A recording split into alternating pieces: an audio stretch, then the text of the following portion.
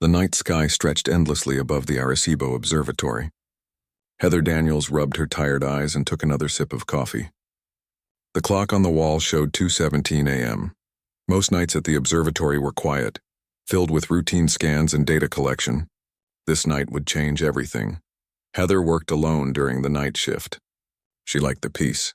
At 32, she had spent 10 years searching the stars for signs of life beyond Earth. Many of her colleagues had given up hope. Heather never did. The first sign came as a small blip on her monitor. Heather almost missed it. The signal was faint but regular, too regular to be natural. Her heart beat faster as she adjusted the equipment. The pattern repeated, 1, 2, 3, pause, 1, 2, 3, pause. She checked for equipment errors. There were none. This can't be happening, she whispered to the empty room. For 3 days, the signal continued. Heather barely slept. Her boss, Dr. Klein, called in experts from around the world. They confirmed what Heather already knew. The signal was artificial. Someone or something was trying to communicate. On the 4th day, radar stations around the world detected an object entering Earth's orbit. It moved unlike any satellite or space debris. It slowed down and stabilized its position above the Atlantic Ocean, directly over Arecibo. They found us, Heather said as she watched the live feed from space telescopes. The world held its breath. Military forces went on high alert. News channels showed nothing else. And then a smaller object separated from the main ship. It began a controlled descent toward Puerto Rico, toward Arecibo Observatory. "They're coming here," Dr. Klein said, his voice shaking. "Why here?" "Because this is where we heard them first," Heather replied. The landing site was quickly surrounded by military vehicles. Soldiers formed a perimeter around a perfect circle of scorched earth, where the alien pod had touched down. Heather stood behind a barrier with other scientists, her heart pounding in her chest. The pod was smooth and silver, with no visible doors or windows. It sat silent for nearly an hour. Then, without warning, a section of its surface became transparent. A figure moved inside. "They want to come out," said General Morris, who was in charge of the operation. "Should we let them?" No one had an answer. The decision was made for them when the pod's side slid open silently. A soft blue light spilled out, illuminating the faces of the nearest soldiers. The figure that emerged walked on 2 legs and had 2 arms. Its proportions were similar to a human's, but there was no mistaking its alien nature. Its skin was blue, not the blue of paint or dye, but a living, shimmering blue that seemed to pulse with an inner light. Its eyes were large and silver, reflecting the world like perfect mirrors. The alien wore something like a bodysuit that changed colors as it moved. It stopped a few paces from its pod and looked around at the gathered humans. When it spoke, its voice was melodic and clear. "I bring greetings from the Cerulean Conclave," it said in perfect English. "My name is Lysandra." The silence that followed was broken only by the sound of someone dropping a coffee cup. "How do you speak our language?" General Morris finally asked. Lysandra tilted her head. The gesture was oddly human. "We have been studying your broadcast for many years. Your English is one of the more common languages in your global communications." The next few hours were a blur of questions and answers. Lysandra explained that she was an emissary, sent to establish first contact before more formal diplomatic relations could begin. The Cerulean Conclave, she said, was a peaceful alliance of 7 intelligent species who had been watching Earth for decades. "We believe your world is ready to join the wider community of spacefaring civilizations," she explained. As dawn broke, officials decided to move the meeting to the observatory's main conference room. Lysandra walked among them with graceful steps, seemingly untroubled by Earth's gravity or atmosphere. Heather couldn't stop staring at her. The alien woman noticed and smiled, another surprisingly human expression. Inside the conference room, Lysandra requested something unexpected. "To facilitate proper cultural exchange, I would like to work with a human liaison, someone who can help me understand your customs and ways of thinking.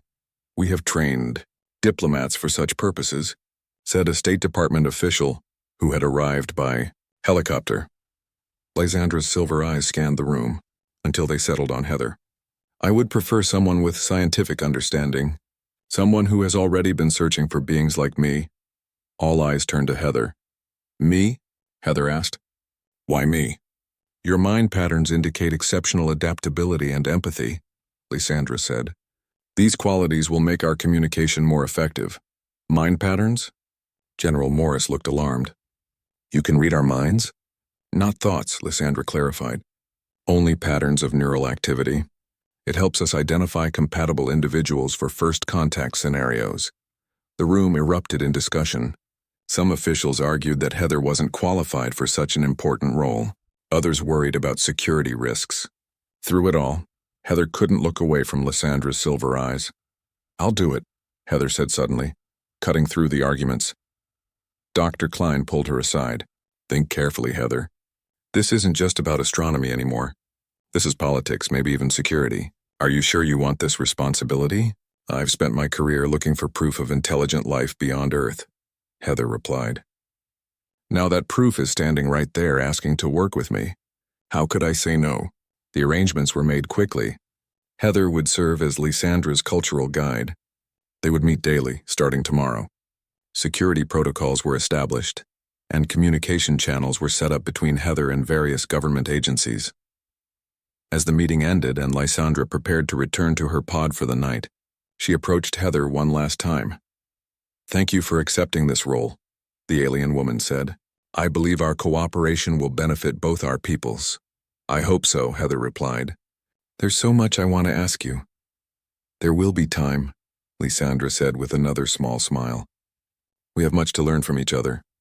Heather watched as Lysandra walked back to her pod, escorted by armed guards. The alien woman moved with such grace, her blue skin catching the last rays of sunlight. She looked so peaceful, so innocent. That night, Heather could barely sleep. Her mind raced with questions and possibilities. Outside her window, the alien ship still hung in orbit, visible as a bright point of light among the stars. Tomorrow, she would begin working with an actual alien. The thought was both thrilling and terrifying. Little did she know that Lysandra's innocent appearance hid deeper, more complex motives, ones that would soon draw Heather into a dangerous game of interstellar politics and survival.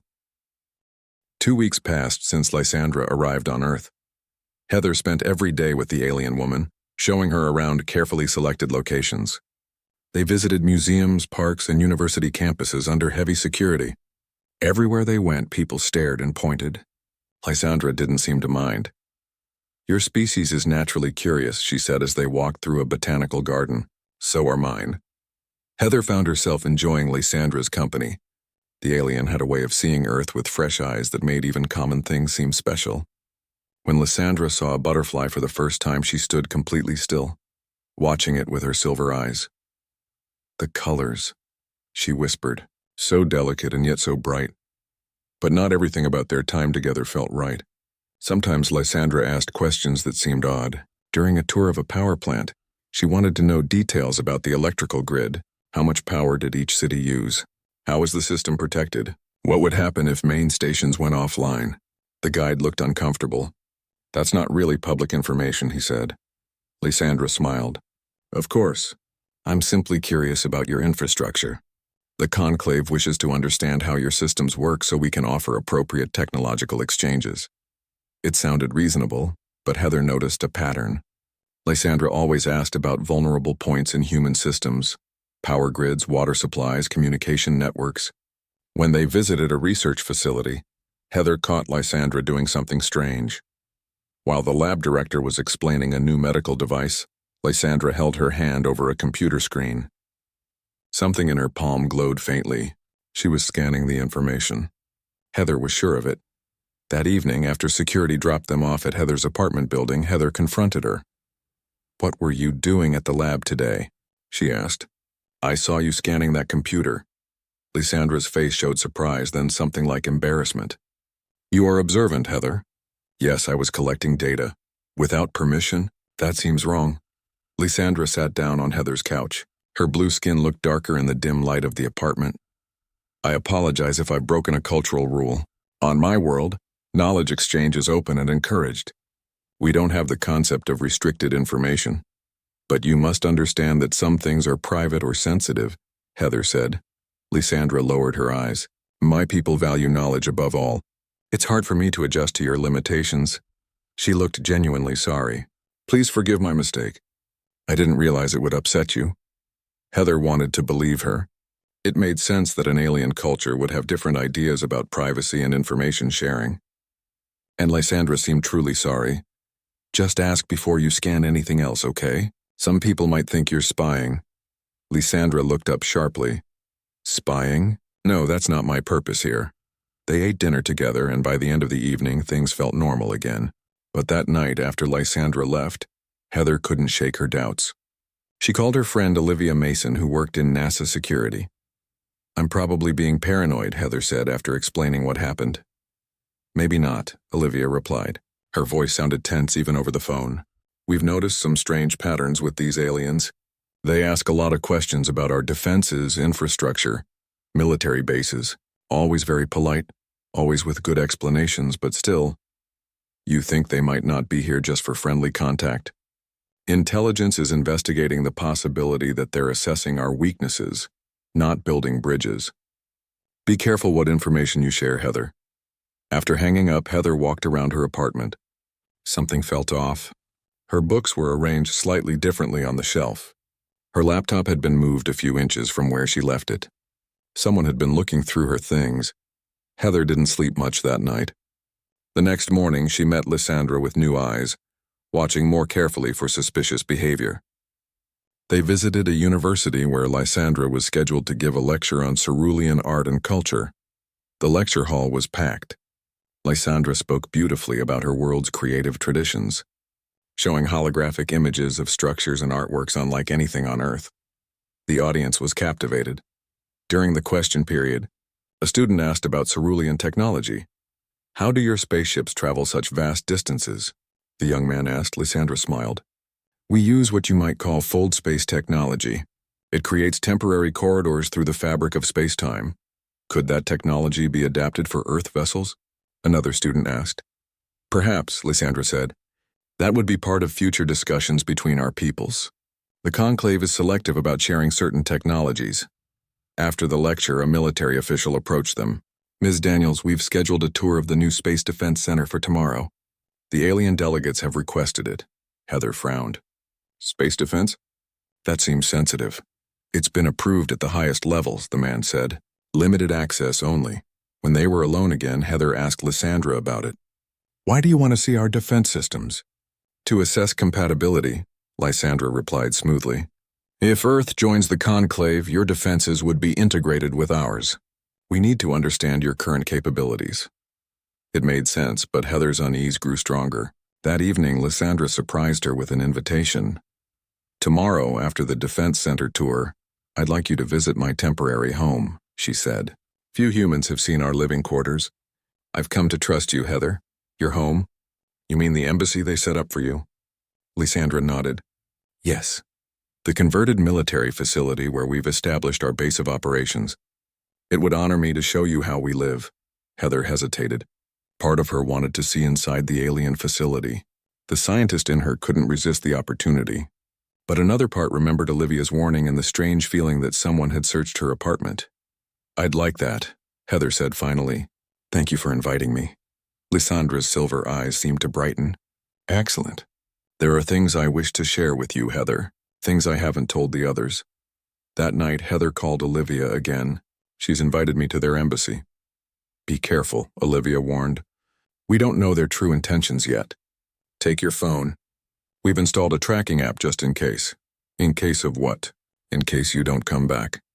Heather slept poorly again. She dreamed of silver eyes watching her from the darkness. In the morning, she prepared for the Defense Center tour, knowing that afterward she would be stepping into the aliens' territory. Part of her was afraid. But a stronger part was curious.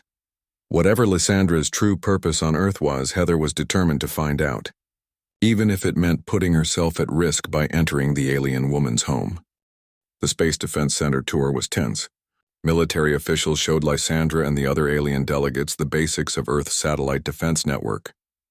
Heather watched as Lysandra asked polite but probing questions. How quickly could the system respond to threats? What was its range? How many satellites were operational at any given time? Colonel Rivera, who led the tour, answered carefully. We maintain enough coverage to monitor our orbital space and detect any approaching objects, he said, avoiding specific numbers. Lysandra nodded. Of course. Security concerns. We understand.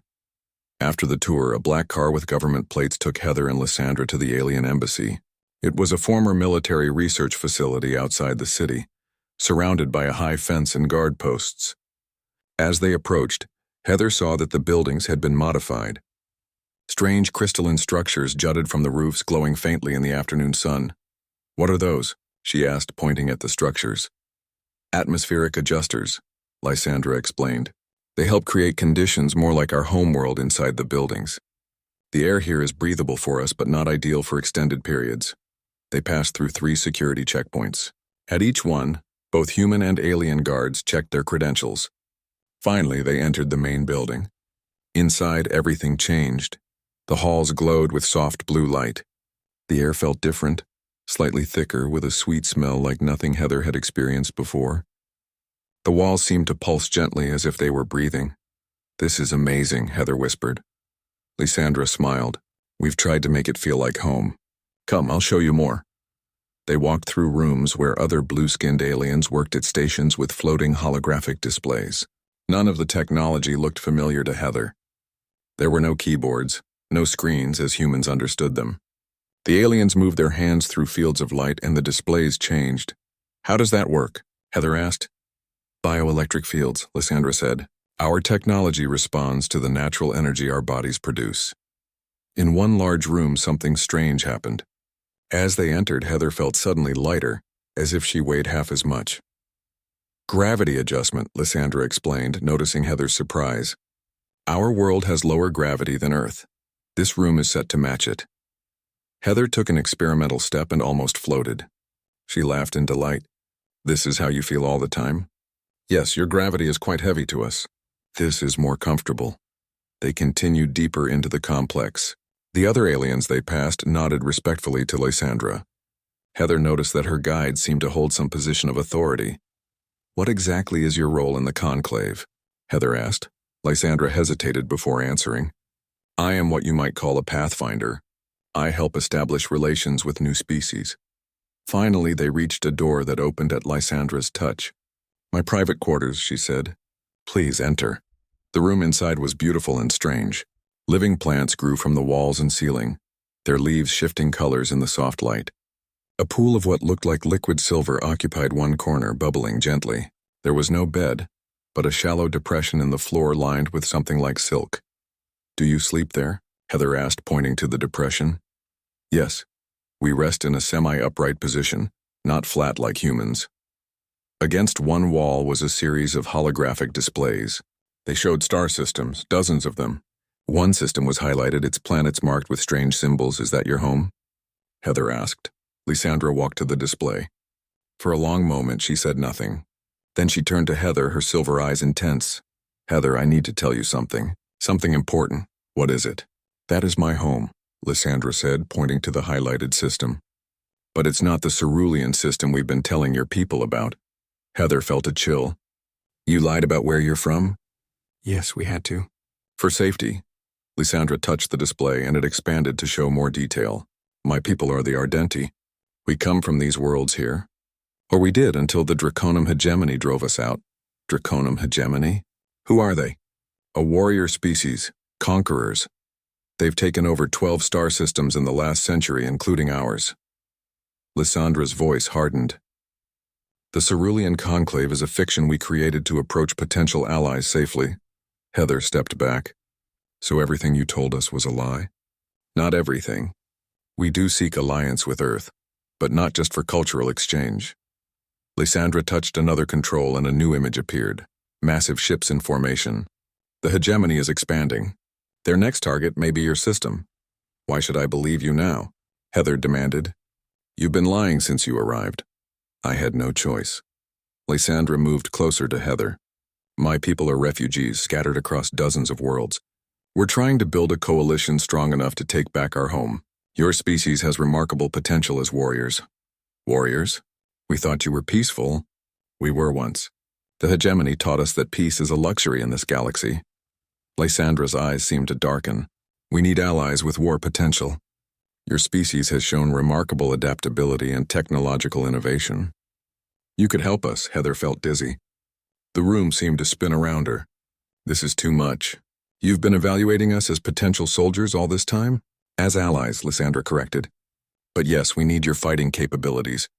The questions about your defense systems, your power grids, we were assessing your strategic value. I should tell our leaders, Heather said. They need to know the truth. Some already suspect. Your intelligence agencies are quite good.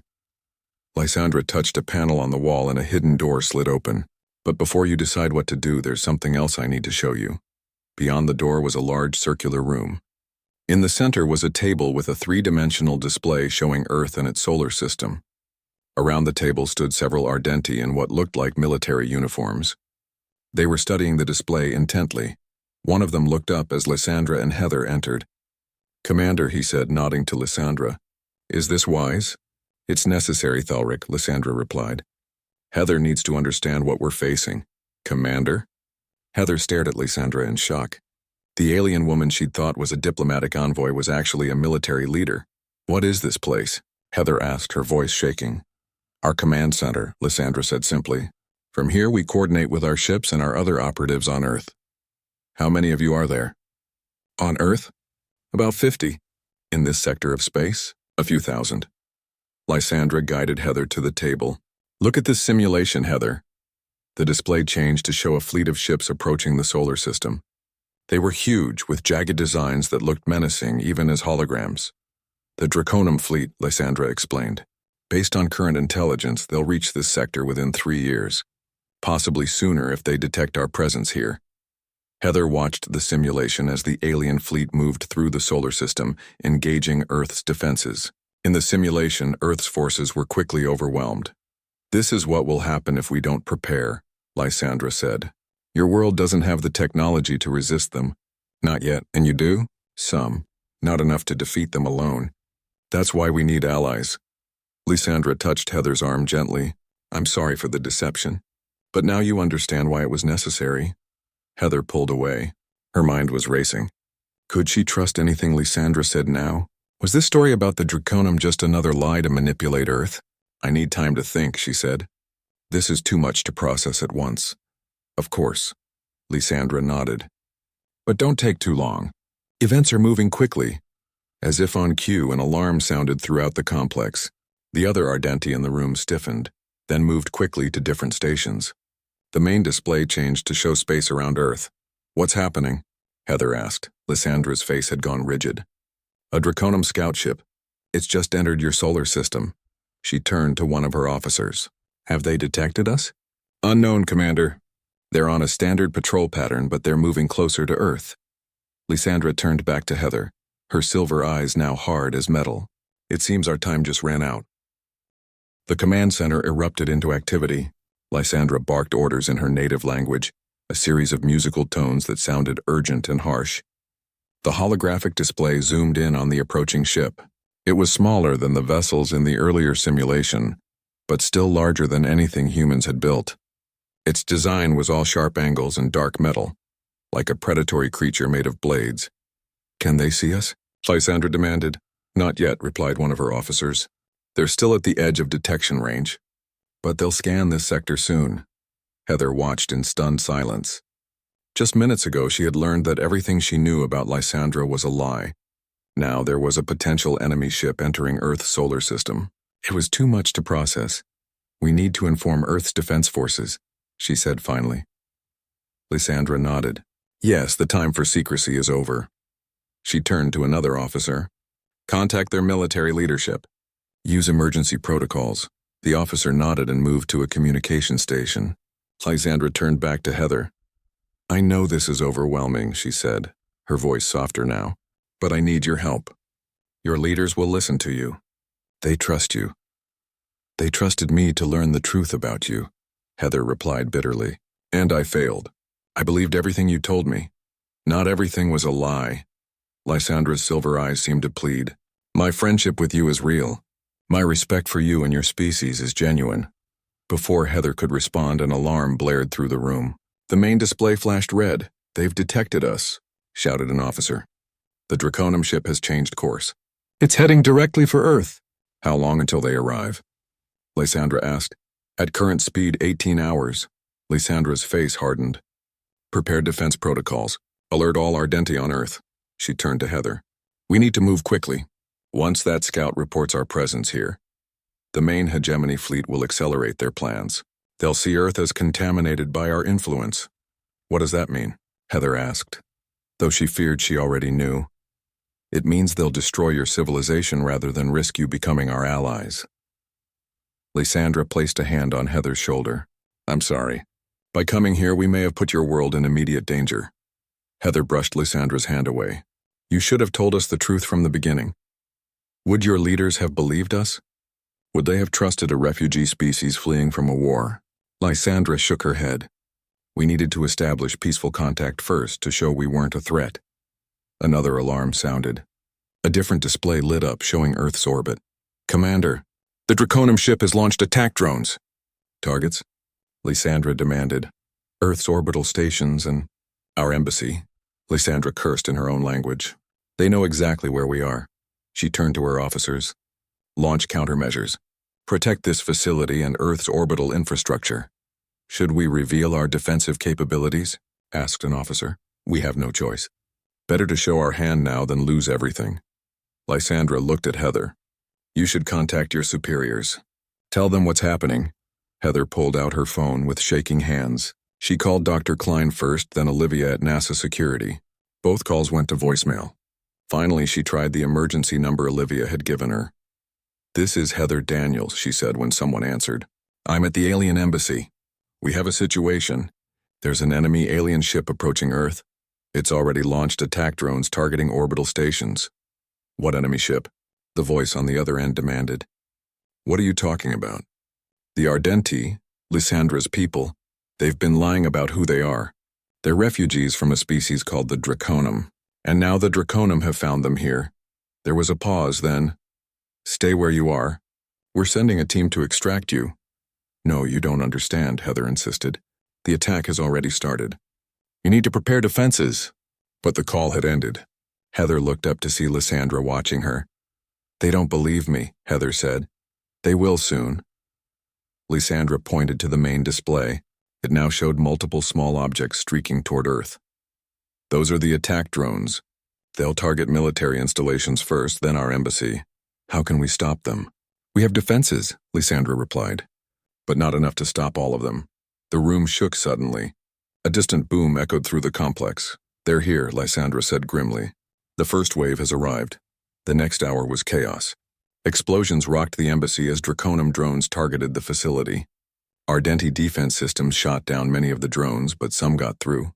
Parts of the complex lost power. Emergency lighting kicked in, bathing everything in a red glow. Heather's phone rang. It was Olivia. Heather! Are you okay? We're seeing attacks on multiple targets. Satellite stations are down. The Pentagon is in lockdown. I'm still at the embassy, Heather said. It's under attack, too. Get out of there. We have reports of massive structural damage to that facility. I can't just leave, Heather said, looking at Lysandra, who was directing defense operations. I need to understand what's happening. What's happening is that we're under attack by aliens, Olivia shouted.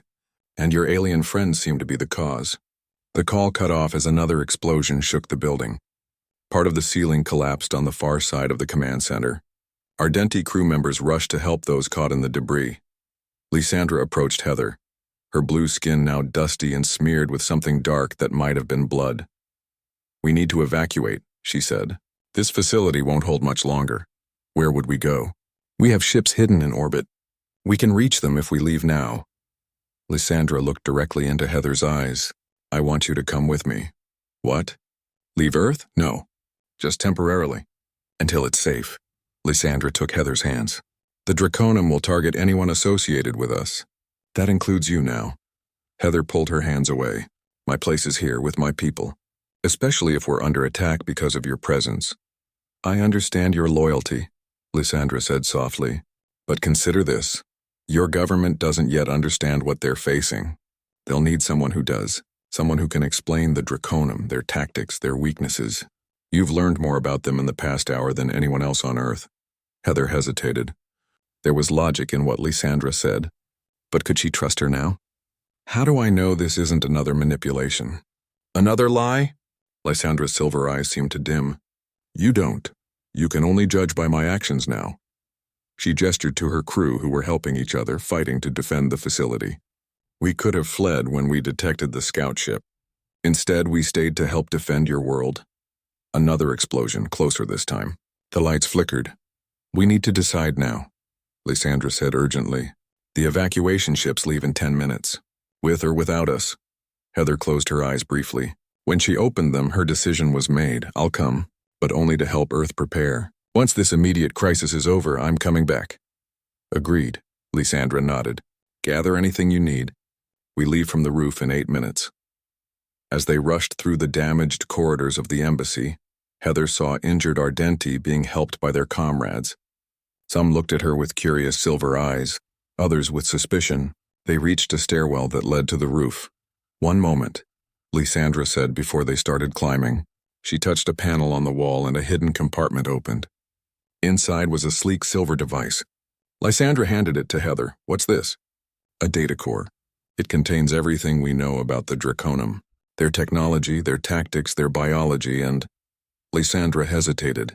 It also contains the truth about my people. Our history, our culture, who we really are. Heather took the device. It felt warm in her hand. Why give this to me? Because whatever happens next, Earth deserves to know the truth. Lysandra's face was solemn. And because I trust you to use it wisely. They climbed to the roof where a small shuttle waited. Other Ardenti were boarding, many injured.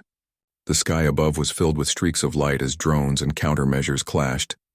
As Heather stepped onto the shuttle, she looked back at the embassy complex.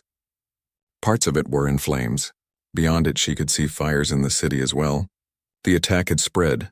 She turned to Lysandra, who stood at the shuttle controls. I truly did grow fond of you, Lysandra said, her silver eyes reflecting the fires below. Now you must decide. Will you help us fight, or shall I take you somewhere safe while our worlds burn? Heather clutched the data core tightly.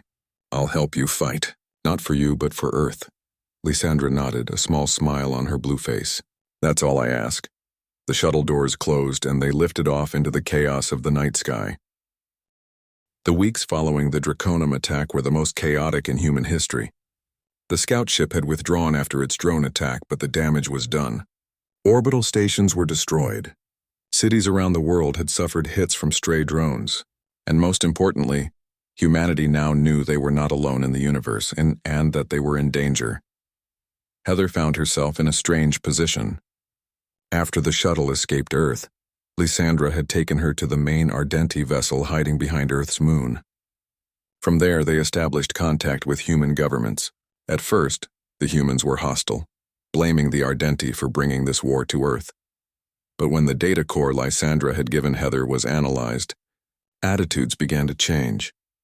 The core contained proof of the Draconum hegemony's activities across dozens of star systems. It showed planets destroyed, species enslaved or exterminated, and it showed that Earth had already been on their expansion list, a resource-rich world with a technologically advancing species that posed a future threat. They would have come eventually, Lysandra explained during a video conference with world leaders. Our presence here only accelerated their timeline. Admiral Laura Shepard of Earth's newly formed Space Defense Force was skeptical. You manipulated us from the beginning. How can we trust you now? You can't, Lysandra admitted. Not completely. But we share a common enemy, and we have technology that can help you survive what's coming. Heather spoke up. I've seen what the Draconum did to the Ardenti homeworlds. They'll do the same to Earth if we don't prepare. Slowly, over days of tense negotiations, an alliance formed. The Ardenti would share defensive technology with Earth. In return, Earth would provide resources and a base of operations for the refugee aliens. It wasn't friendship. It was survival. Heather worked closely with both sides, translating not just language but intentions and cultural differences. She spent most of her time with Lysandra, learning more about the Ardenti's true history and the war that had scattered them across the galaxy. We were scientists once, Lysandra told her as they looked at holographic images of the Ardenti homeworld before its fall. Our cities were centers of learning and art. We had no military, no weapons. We thought the galaxy was like us, curious, peaceful. What happened? Heather asked. The Draconum happened. They appeared without warning.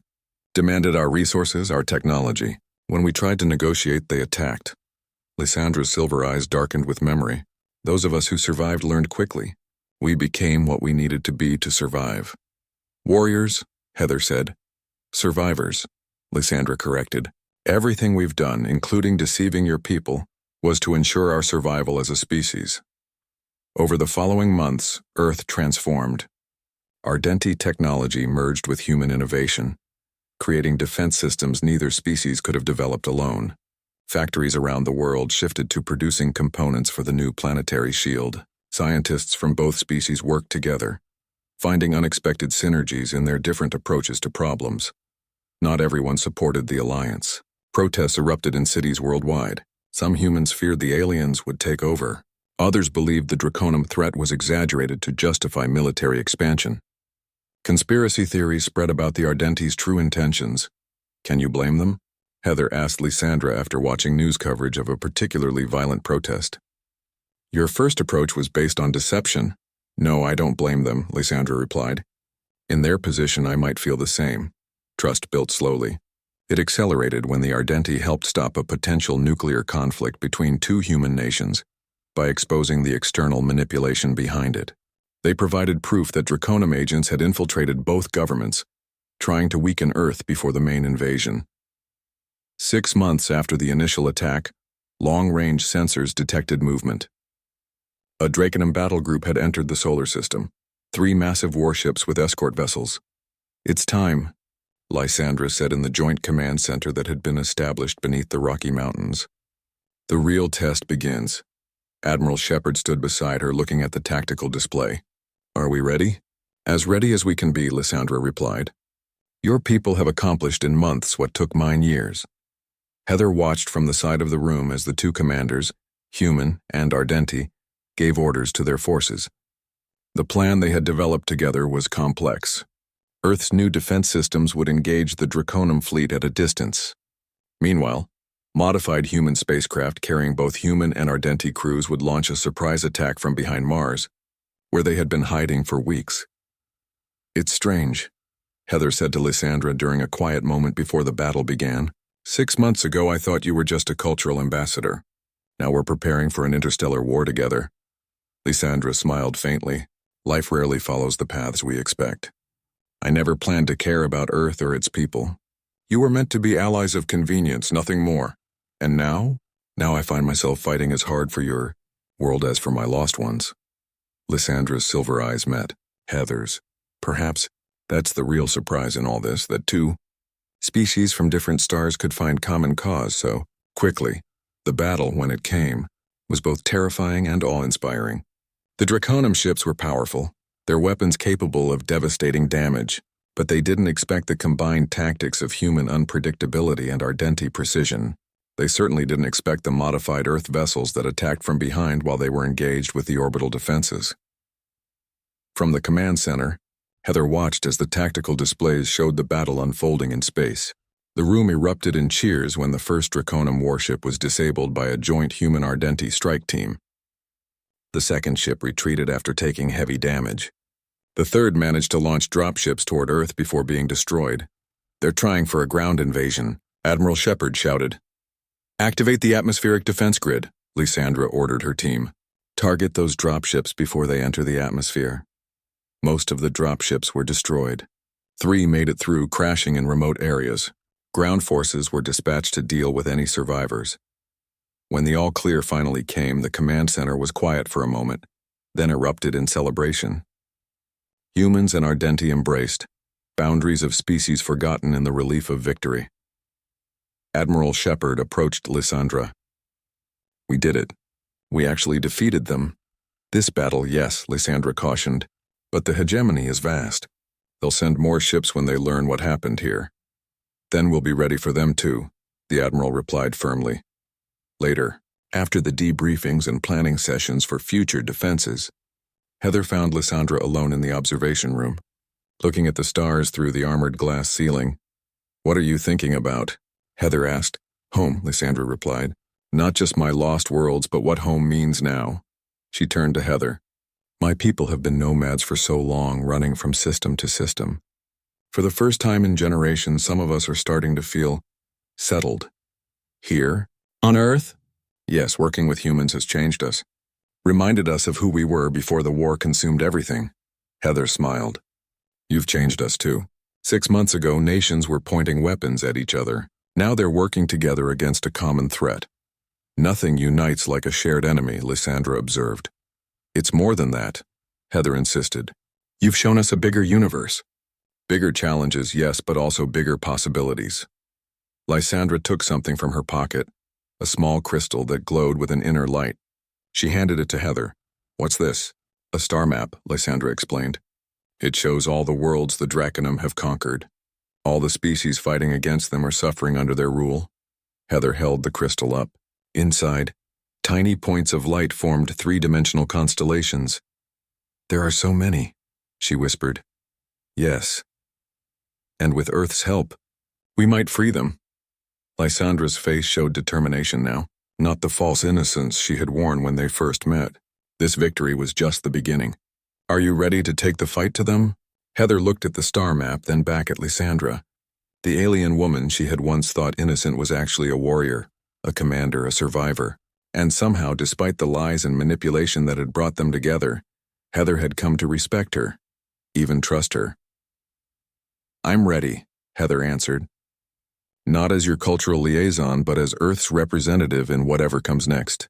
Lysandra nodded, her silver eyes reflecting the starlight. Then let's show the hegemony what our worlds can do together.